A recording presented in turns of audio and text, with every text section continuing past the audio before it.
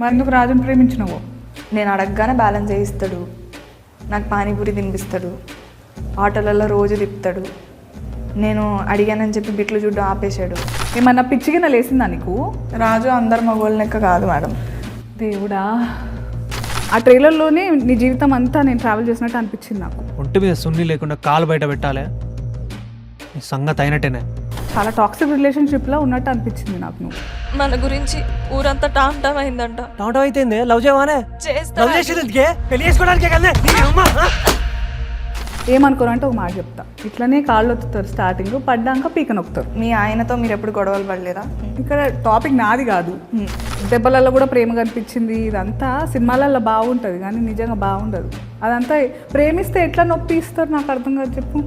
నొప్పిద్దామని అనుకోలేదు. నేను కొడితే కూడా నేను చంపితే కూడా ప్రేమ చూస్తున్నారనే కదా నెత్తికెక్కుతారు వీళ్ళంతా. లేదు మేడం, మరి నేను కొడతా కదా రాజుని అదే ప్రేమతో. నువ్వు కూడా కొట్టినావా?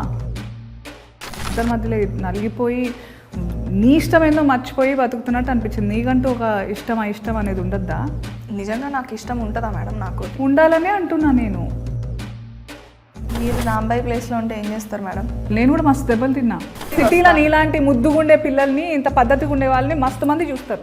అప్పుడు తప్పు వాళ్ళదవుతుందా నీదవుతుందా? అమ్మాయిని ఎప్పుడు వస్తువులాగే చూస్తున్నారు, అప్పుడు ఇప్పుడు ఎప్పుడు. కండ్లు ఏమన్నా కాకులు ఎత్తుకెళ్ళినాయా?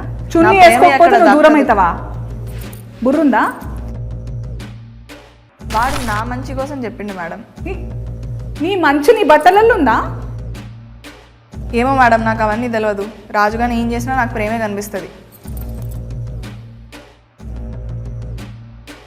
సో ఏదేమైనా ఎన్ని అష్ట కష్టాలు పడి మొత్తం కింద మీద పడి మీరిద్దరైతే పెళ్లి చేసుకుంటున్నారు. మంచి జరిగిందా చెడు జరిగిందా నేను చెప్పలేను, కానీ మీరైతే షేక్ అవుతారు మేడం.